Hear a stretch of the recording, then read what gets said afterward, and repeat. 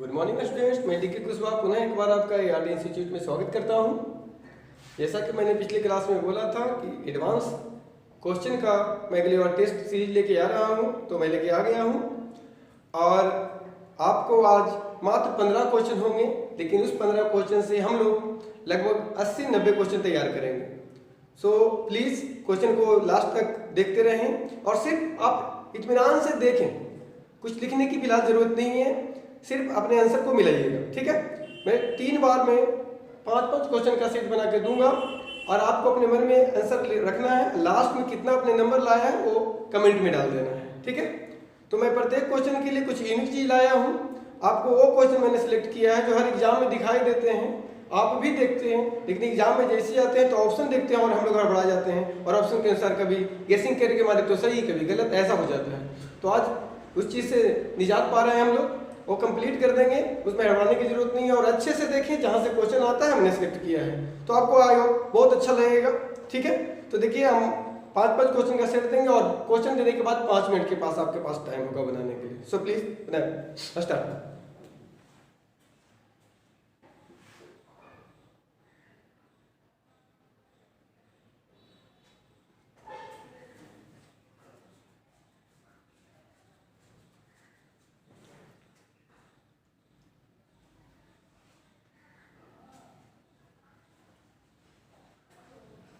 चलिए देखिए, अगर साफ नहीं दिख रहा तो हम पढ़ देते हैं एक बार।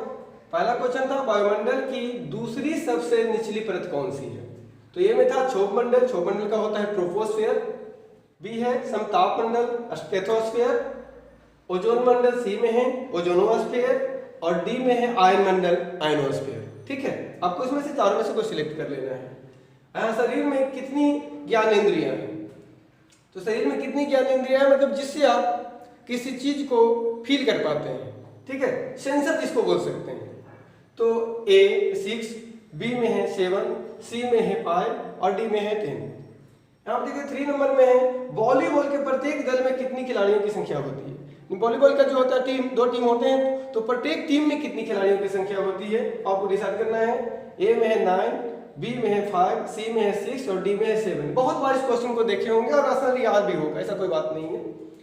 क्वेश्चन नंबर 4 जो काफी इंपॉर्टेंट क्वेश्चन है आपके लिए, एक क्वेश्चन काफी इंपॉर्टेंट है, ये भी काफी इंपॉर्टेंट है, हालांकि ये इंपॉर्टेंट टोटल है, लेकिन इन तीनों को अगर देखते हैं तो बीपीएससी दरोगा जो मेंस आने वाला दरोगा पीटी जो होता है, ये स्टेट लेवल के सिविल सर्विस के लिए काफी इंपॉर्टेंट क्वेश्चन है और एनटीपीसी के लिए। सो गौर से रखिएगा, अच्छे से बनाइएगा थोड़ा, ये क्वेश्चन काफी इंपॉर्टेंट होगा, काफी कंफ्यूजन वाला क्वेश्चन है, तो दोनों कंफ्यूजन वाला क्वेश्चन है। मॉन्ट्रियल प्रोटोकॉल का संबंध है, एक में है ओजोन परत संरक्षण से, दूसरा है ग्लोबल वार्मिंग से, सी में है आपदा नियंत्रण से और डी में है none of these. Question number 5 में हम देखते हैं गुप्तकालीन प्रथम गणितज्ञ, गुप्तकालीन की बात चल रही है, गुप्तकालीन प्रथम, ध्यान देना इस बात को, गुप्तकालीन प्रथम गणितज्ञ व खगोल शास्त्री कौन थे? तो ऑप्शन ए में है बराहमिहिर, बी में है ब्रह्मगुप्त, सी में है आर्यभट्ट और डी में है भास्कर प्रथम। अब यहां से बना लीजिए आप।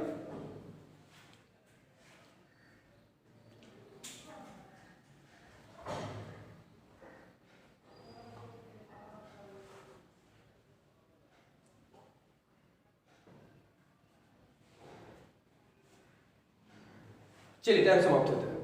यहाँ पे देखते हैं पहला क्वेश्चन था वायुमंडल की दूसरी सबसे निचली परत है।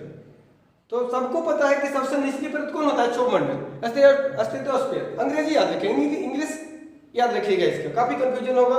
पिछली बार रेलवे में एनटीपीसी ग्रुप डी और एनटीपीसी दोनों में आया था, यहाँ पे क्षोभ मंडल वगैरह नहीं लिखा हुआ था, ऑप्शन में था स्टेथोस्फीयर, यहाँ पे था स्टेथोस्फीयर, आयनोस्फीयर, ओजोनोस्फीयर, ऐसा करके इंग्लिश लेटर दिया हुआ था, तो आपको जानना चाहिए इस चीज को।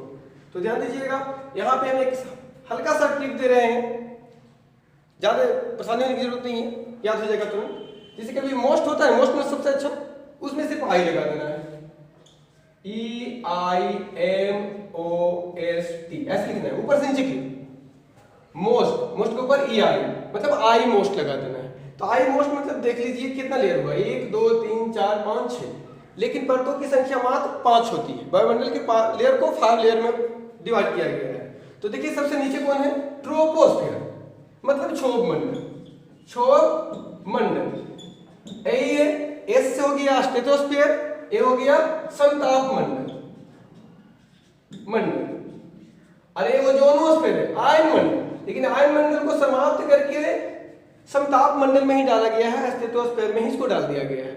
बहुत बार क्वेश्चन आता भी है कि आयन मंडल किस मंडल में, आयन के जो लेयर होते हैं यहाँ पे ओजोन का जो लेयर होता है वो किस लेयर में पाए जाते हैं, ओजोन का जो परत होता है वो किस लेयर में पाए जाते हैं, तो होता है स्ट्रेटोस्फीयर में, मतलब समताप मंडल में ही पाए जाते हैं। ठीक है, जो हम लोगों को धरती पर रहने वाले लोगों को अल्ट्रावायलेट रे से हम सुरक्षा करता है। उसके बाद है मेसोस्फीयर, मध्य मंडल, बीच में है कि मध्य मंडल, और आई से आयनोस्फीयर, आयन मंडल, आयन मंडल यहाँ पे है मंडल, और ये है एक्सोस्फीयर मतलब वाह मंडल या बहिर्मंडल, बहुत जगह देखने को मिलेगा। तो देख लीजिए सबसे नीचे क्षोभ मंडल, समताप मंडल, मध्य मंडल, आयन मंडल और बहिर्मंडल, ट्रोपोस्फीयर, स्ट्रेटोस्फीयर, मेसोस्फीयर, आयनोस्फीयर और एक्सोस्फीयर। ओजोनोस्फीयर को याद नहीं करना है क्योंकि ओजोनोस्फीयर किस में डाल दिया गया है, समताप मंडल में, ध्यान दीजिएगा इस चीज को। ठीक है, तो इस प्रकार से आप देख सकते हैं। ऐसा लिखने के बाद तुरंत हम चेक कर लेंगे, टी से जो शुरू रहेगा उसको सिलेक्ट कर लेंगे। तो सबसे नीचे टी वाला है तो क्षोभ मंडल है, क्षोभ मंडल है सबसे निचला, लेकिन यहाँ पूछा गया है दूसरा सबसे निचला, तो दूसरा क्या होगा, एस समताप मंडल। क्लियर?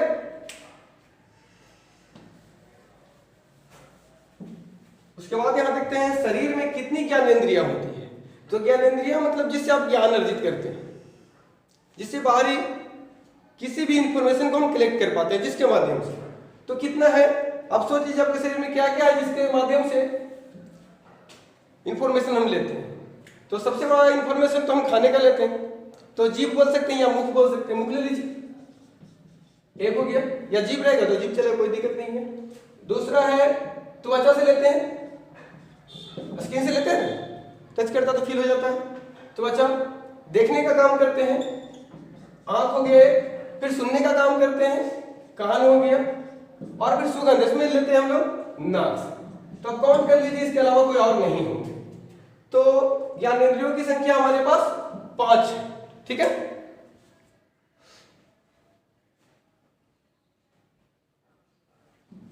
चलिए तीसरा क्वेश्चन, वॉलीबॉल के प्रत्येक दल में कितने खिलाड़ियों की संख्या होती है। तो ये समझने को याद कर लीजिएगा, वो अलग चीज है, लेकिन ध्यान दीजिए इसमें भी क्वेश्चन हम दे रहे हैं, कुछ अच्छे से रखिएगा, अपने पास रखिएगा, और जितना ज्यादा इसको प्रैक्टिस कीजिएगा। ठीक है, हमेशा याद रहेगा। ठीक है, यहाँ पे छोटा सा हम ट्रिक दे रहे हैं। देखिएगा, कोई दोस्त मेरा है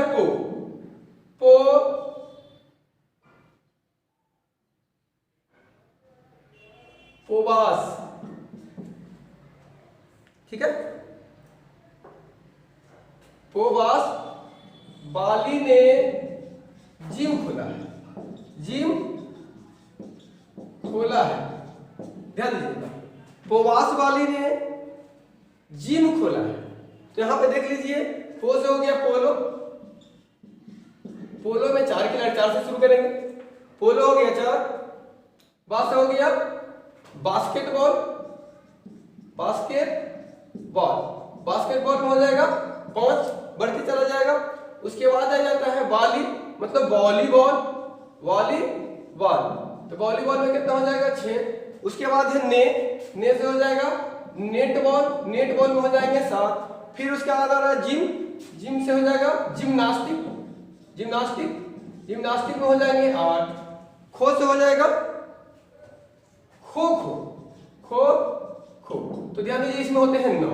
अब अच्छे से देख लीजिए, सुभाष वाली ने नहीं, अन्नपास वाली, यहाँ क्या है, पोवास वाली ने जिम खोला है।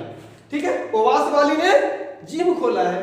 तो पो से हो गया पोलो में 4 से शुरू करेंगे हम। उसके बाद बास से हो गया बास्केट में 5 हो गया, वॉलीबॉल में 6, ने से नेट में 7, जिम्नास्टिक में 8, और खो से खो इसमें 9 होते हैं।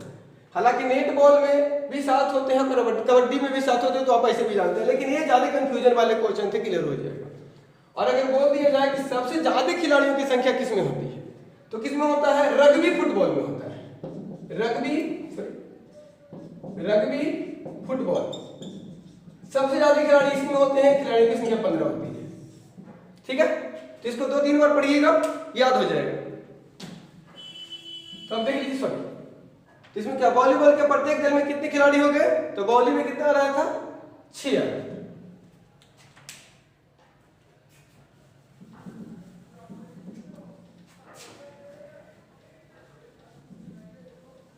चलिए हम मॉन्ट्रियल प्रोटोकॉल का संबंध, काफी कंफ्यूजन वाला क्वेश्चन यहाँ पे।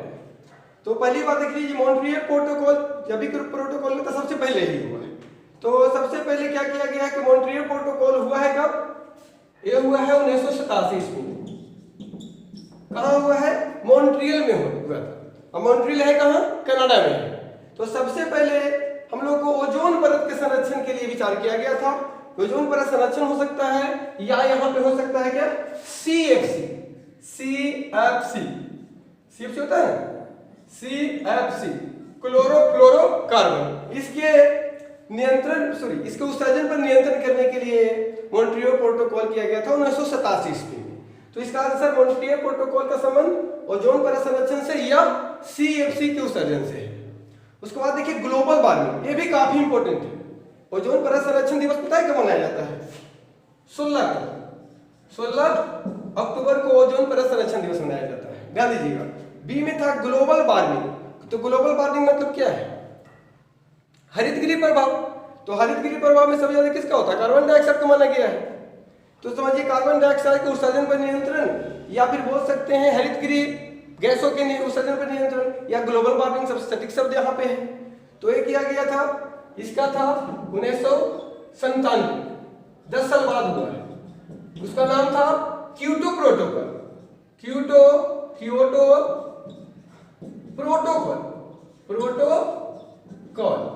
क्योटो प्रोटोकॉल ये है जापान में। ये किस स्थान पे है? क्योटो प्रोटोकॉल संबंधित है ग्लोबल वार्मिंग से, और ये हुआ था 1997 में, और यह कहाँ? जापान में। तीसरा है आपदा नियंत्रण। देखिए सी में देख लीजिए, आंसर आपका भी ये हो चुका है। मैं बता रहा है ग्लोबल वार्मिंग, डिटेल्स इसका करें। ग्लोबल वार्मिंग से संबंधित क्या था? क्योटो प्रोटोकॉल जो जापान में 1997 में। और मॉन्ट्रियल प्रोटोकॉल ओजोन परत संरक्षण से है, जो हुआ था 1987 में, 10 साल बाद हुआ था ग्लोबल वार्मिंग से संबंधित क्योटो प्रोटोकॉल। उसके बाद एक है आपदा नियंत्रण। इसका संबंधी जो है योकोहामा सम्मेलन,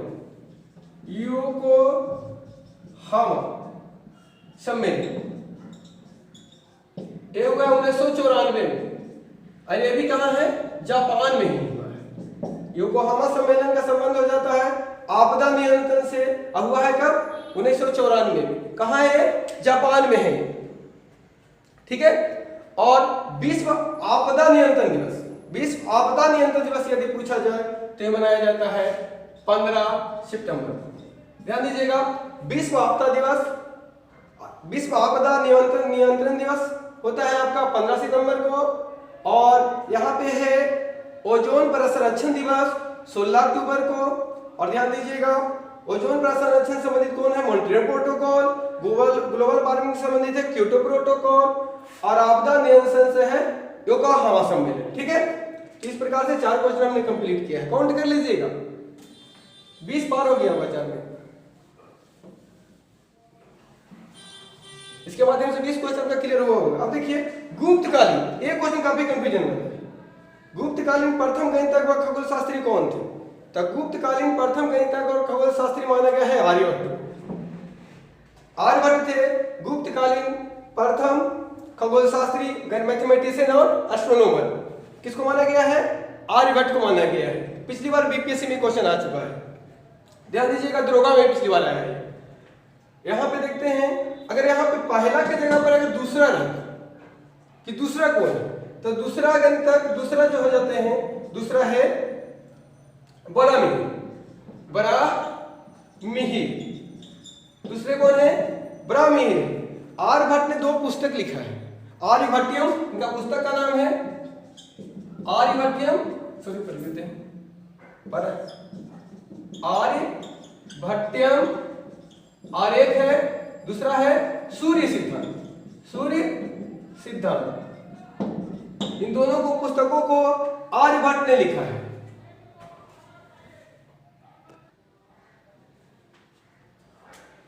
और बराहमिहिर का पुस्तक जो है बृहद संहिता, बृहद संहिता, ये जो पुस्तक है ये आपका बराहमिहिर का है।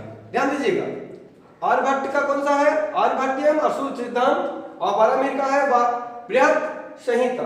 गुप्तकालीन प्रथम गणितज्ञ व खगोल शास्त्री कौन थे? आर्यभट्ट। और दूसरे कौन थे? ब्राह्मण थे। ध्यान दीजिएगा। और ये ब्रह्मगुप्त की बात करते हैं तो ब्रह्मगुप्त ने सबसे पहले बोला था कि पृथ्वी दुनिया की सभी वस्तुओं को अपनी ओर आकर्षित करती है। प्रथम यही था। ये भी क्वेश्चन काफी इंपॉर्टेंट है कि सर्वप्रथम किसने कहा था कि पृथ्वी सभी वस्तुओं को अपनी ओर आकर्षित करती है? सर्वप्रथम बोला था ब्रह्मगुप्त ने ही बोला था। चलिए 5 क्वेश्चन फिर से आपके स्क्रीन पे, पांचों को सॉल्व कीजिए। 1 मिनट का फिर से समय है आपके पास। क्वेश्चन पढ़ देते हैं। पहली बार स्वराज शब्द का प्रयोग किसने किया? बाल गंगाधर तिलक, बी में महात्मा गांधी, सी में स्वामी दयानंद सरस्वती और डी में केशव चंद्र सेन। क्वेश्चन 2 है 7 मतलब भारतीय ब्रह्म समाज की स्थापना किसने की थी? राजा राम मोहन राय, बी में केशव चंद्र सेन, सी में देवेंद्र नाथ टैगोर और डी में ननोपदीज। और क्वेश्चन नंबर 8 है सोलर कुकर में किस प्रकार के दर्पण या लेंस का उपयोग होता है? तो ए में अवतल लेंस, बी में अवतल दर्पण, सी में उत्तल लेंस और डी में उत्तल दर्पण। और 9 में भारत के कितने राज्यों को अभी विशेष राज्य का दर्जा प्राप्त है?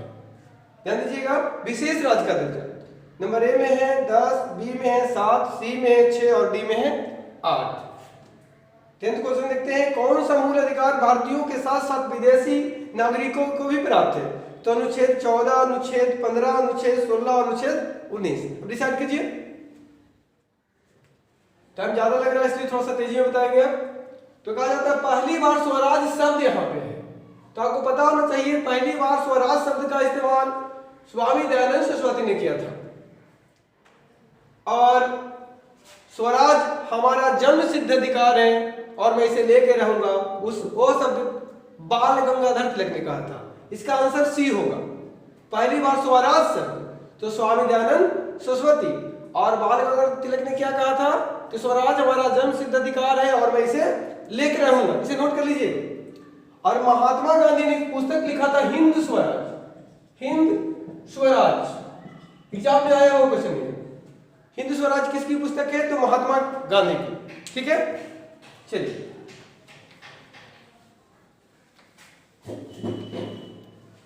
क्वेश्चन नंबर 7 भारतीय ब्रह्म समाज। ध्यान दीजिएगा, ब्रह्म समाज नहीं है, भारतीय ब्रह्म समाज है। तो भारतीय ब्रह्म समाज की स्थापना क्या था? केशव चंद्र सेन। भारतीय ब्रह्म समाज की स्थापना किसने किया था? केशव चंद्र सेन ने।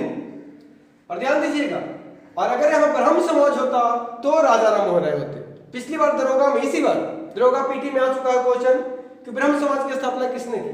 तो राजा राम मोहन राय। देखिए यहाँ पे कंफ्यूजन कब होता है कि आर्य समाज ब्रह्म समाज वहां पे रहेगा तो कंफ्यूजन हो जाएगा, कभी आर्य समाज ब्रह्म में चल जाएगा, ब्रह्म आर्य में। तो इसके लिए एक छोटा सा ट्रिक याद रखिए, हल्का सा माइंड में। बम राजा भोजपुरी शब्द है,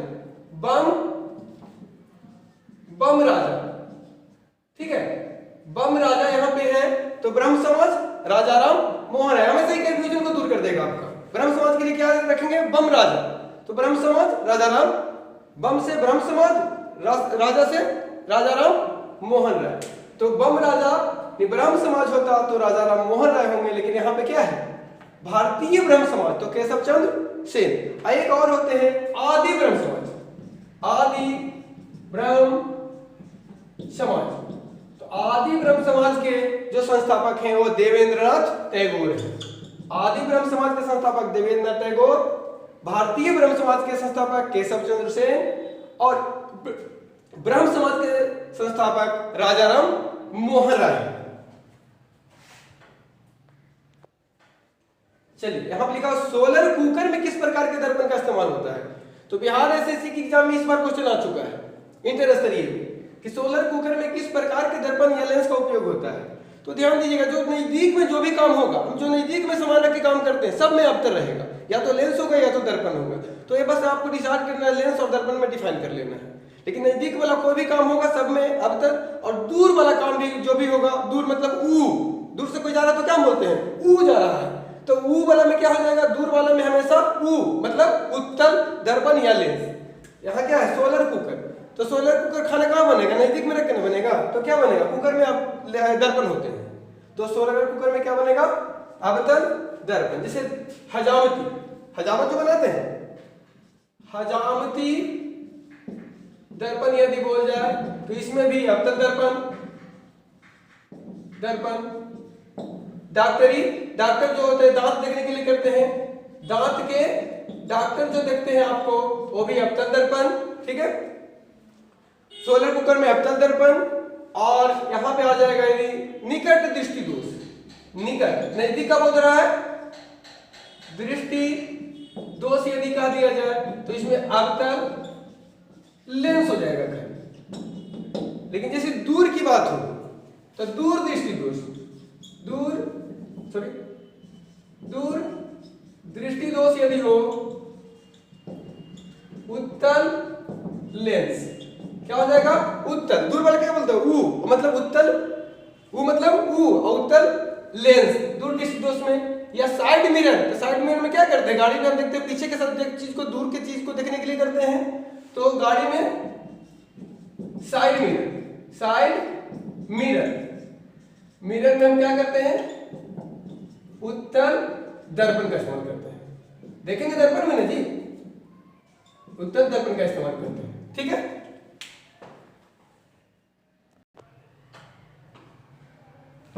चलिए क्वेश्चन नंबर 9 को देखते हैं। भारत के कितने राज्यों में अभी विशेष राज्य का दर्जा, सबको पता है कि अभी 10 राज्यों में विशेष राज्य का दर्जा प्राप्त है। लेकिन भाई जब एग्जाम में आ जाएगा, स्टैंडर्ड लेवल के एग्जाम में आप जा रहे हैं, क्वेश्चन वहां पे कर दिया कि निम्न में से कौन किस राज्य को विशेष राज्य का दर्जा प्राप्त नहीं है, तो टोटल आपको पता होगा तभी ना, 10 राज्य को पता होगा तभी तो बना पाइएगा। इतना आसान थोड़ा काम कर लेगा कि कितने राज्यों में आपका विशेष राज्य का दर्जा प्राप्त है, 10 मार्क में कोई भी निकल जाएगा। लेकिन अब ऐसा क्वेश्चन नहीं करता, क्वेश्चन करता है कि निम्न में से कौन किस राज्य को विशेष राज्य का दर्जा प्राप्त नहीं है, तो अब उसमें क्या करोगे। तो यहाँ ध्यान दीजिएगा थोड़ा सा, एक यहाँ पे ट्रिक हल्का सा दे रहे हैं छोटा सा,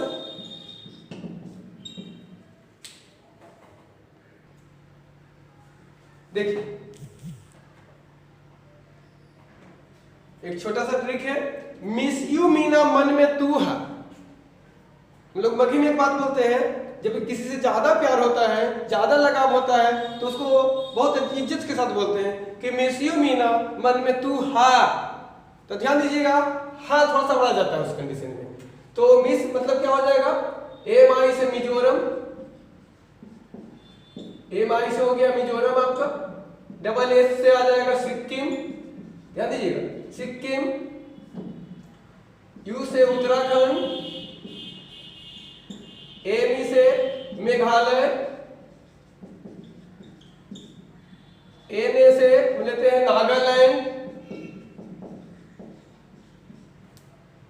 नागालैंड, उसके बाद से मन से लेते हैं मणिपुर,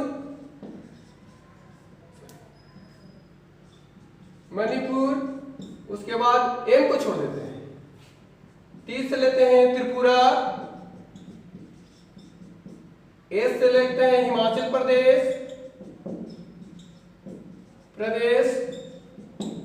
ए से लेते हैं असम, और फिर एक और ए से लेते हैं अरुणाचल प्रदेश, अरुणाचल प्रदेश।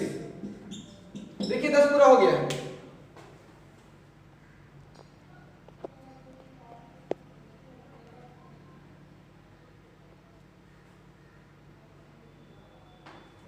देखिए 10 का नाम यहाँ पे क्लियर हो गया। मिस यू मीना मन में तू है, मैं को हटा देना है। उसके बाद देखिए 10 राज्य मिल जाएंगे। अब क्लियर हो जाएगा कि कोई भी राज्य अगर पूछ दे कि इनमें से कौन विशेष राज्य के दर्जे के अंतर्गत नहीं आता है, तो हम छाट लेंगे 10 लिख देंगे ऐसा, चल लेंगे उसमें से, ठीक है। इसको मिलाते हैं, बहुत ज्यादा टाइम हो गया। चलिए यहाँ पे देखिए, कौन सा मूल अधिकार भारतीयों के साथ साथ विदेशी नागरिकों को भी प्राप्त है। तो पक्की बात है ये 14 है, कानून के समक्ष समानता का अधिकार, लेकिन केवल भारतीयों को, तो याद रखिएगा अनुच्छेद 15, 16, 19, 29 और 30 इतना केवल भारतीय नागरिकों को प्राप्त है, इसमें विदेशी को प्राप्त नहीं है। विदेशी को कौन प्राप्त है, 14। अनुच्छेद 14 कहता है कि कानून के समक्ष समानता का अधिकार सभी को दिया गया है। चलिए 5 क्वेश्चन फिर से रेडी है, 1 मिनट का फिर से समय है और सॉल्व कीजिए इसको। पहला क्वेश्चन था निम्न में से कौन सा उद्यान या अभ्यारण्य महाराष्ट्र में है? बुक्सा राष्ट्रीय उद्यान, भीम बांध अभ्यारण्य, मोलिंग, ताडोबा राष्ट्रीय उद्यान। 4 ऑप्शन था। 12 में है भारत में क्रम से आने वाले दूसरे यूरोपीय कौन थे? सीरियल से देखा जाए, सीरियली रूप से तो कह रहा है कि दूसरा कौन था, आपको देखना है। ए में है पुर्तगाली, बी में अंग्रेज, फ्रांसीसी और डी में है डच। 13 नंबर में किस अनुच्छेद के तहत राज्य विधानसभा में आंग्ल भारतीय का प्रतिनिधित्व का प्रावधान है? आंग्ल भारतीयों के प्रतिनिधित्व का प्रावधान है, ठीक है। तो अनुच्छेद 330, अनुच्छेद 331, अनुच्छेद 332, अनुच्छेद 333। और एल्कीन का समान सूत्र क्या है? देख रहे हैं, CnH2n+2, CnH2n, CnH2n -2, none of these। Last question है आज का, द्वितीय बौद्ध संगति किसके शासनकाल में हुआ था? कालाशोक, अशोक, अजातशत्रु और कनिष्क। सॉल्व कीजिए, इसलिए वीडियो बहुत लंबा बढ़ रहा है। तो पहला देखेंगे 11 नंबर करा, बुक्स निम्न में से कौन सा उद्यान या अभ्यारण्य महाराष्ट्र में है? तो महाराष्ट्र में ध्यान दीजिएगा, ताडोबा राष्ट्रीय उद्यान है।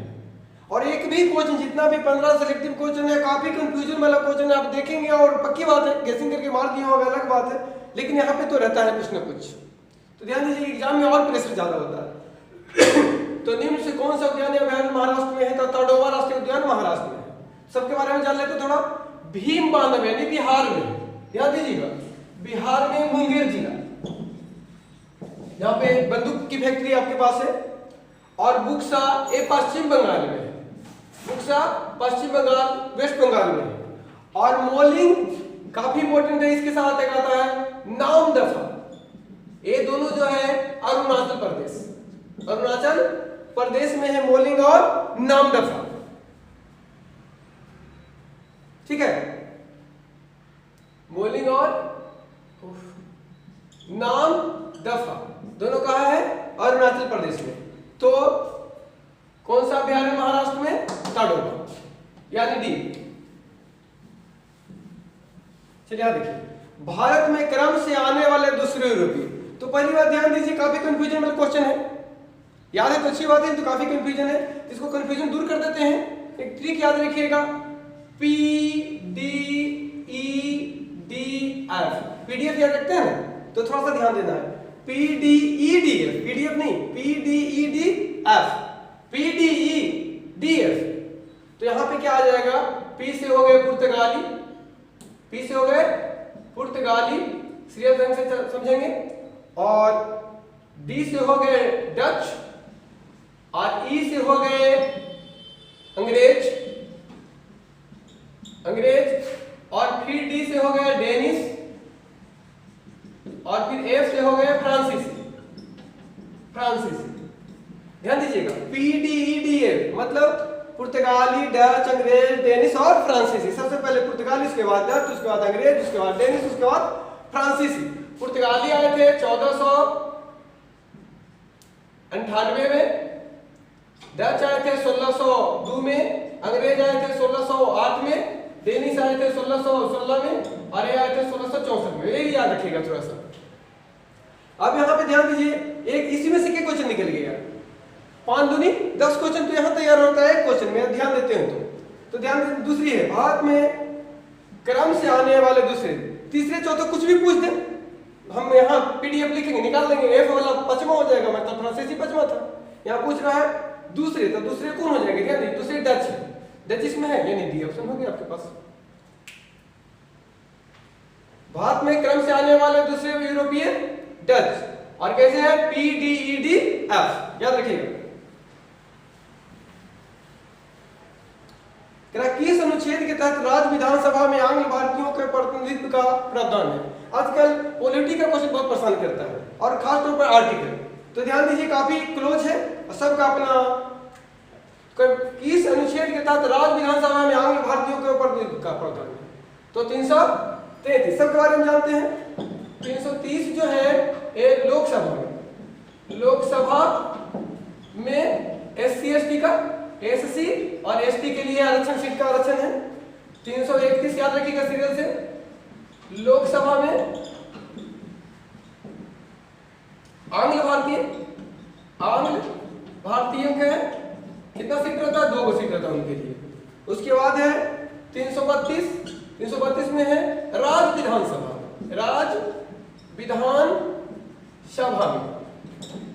SC ST के लिए सीट करेक्शन।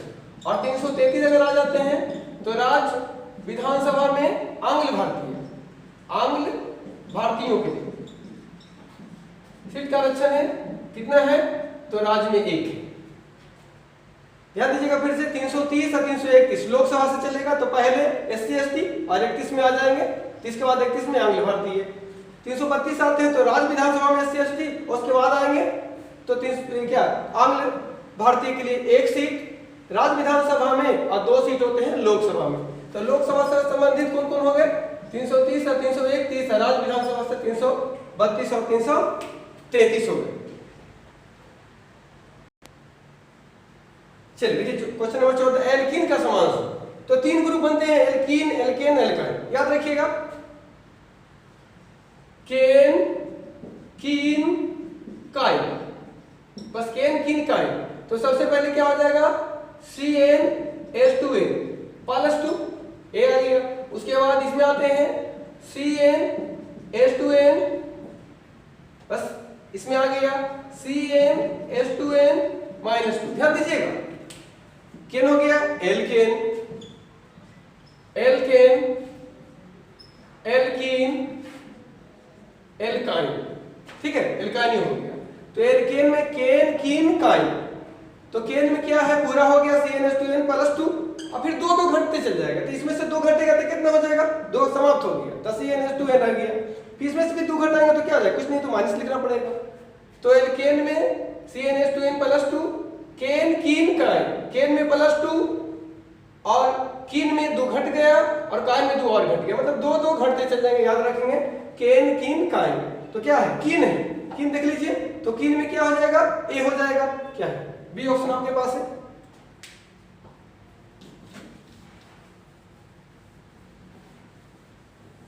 यहां देख लीजिए द्वितीय बहुसंगति। बहुसंगति तो 4 हुई है, काफी कंफ्यूजन वाला क्वेश्चन है। अभी तो याद रहता है लेकिन एग्जाम में बैठे तो बहुत प्रेशर होता है, वहां पे झेल नहीं पाता बहुत सारे लोग, उल्टा पुल्टा मार के आ जाइए। इसका थोड़ा सा एक ट्रिक रखिएगा, बहुसंगति से संबंधित है तो बहुसंगति से संबंधित क्वेश्चन आते भी हैं।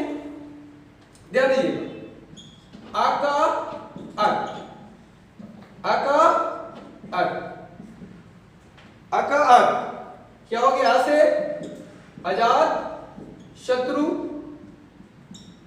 का से काला शोक और अ से अशोक और का से कनिष्क। ध्यान दीजिएगा पहला, दूसरा, तीसरा और चौथा। पहला कहाँ हुआ, किसके रीजन में हुआ, अजातशत्रु। दूसरा हुआ काला शोक के रीजन में, तीसरा अशोक के रीजन में और चौथा कनिष्क के रीजन में। ध्यान दीजिएगा आ का अक। तो इस प्रकार से देखते हैं कि द्वितीय बहुसंगति किसके शासनकाल में, तो दूसरा को का है, तो काला शोक। काला शोक कहां पे है, ऑप्शन ए में है। ठीक है, तो अपना नंबर कमेंट बॉक्स में कमेंट करें कितना किसका आया है। और इस प्रकार का वीडियो देखने के लिए चैनल को सब्सक्राइब किए, तब तो नोटिफिकेशन आपके पास जाएगा ना। और हमको पढ़ाने में बहुत मजा आ रहा है, इसलिए हम चाहेंगे कि आपको इस प्रकार से कंफ्यूजन वाला क्वेश्चन जो भी है मैं आपके पास लाऊंगा, सिलेक्टिव क्वेश्चन लाऊंगा। देखिए 15 क्वेश्चन को हमने लगभग आधे घंटे टाइम ले लिया, तो डिसाइड कीजिए कि आधे घंटे में मैंने लगभग 70-80 क्वेश्चन को क्लियर किया है। 2 बार 3 बार इस वीडियो को बार देखें, चैनल को सब्सक्राइब कर लें, ठीक है। और बार बार मैं आपके पास ऐसा सिलेक्टिव क्वेश्चन लेके आ रहा हूँ, ठीक है। Thank you.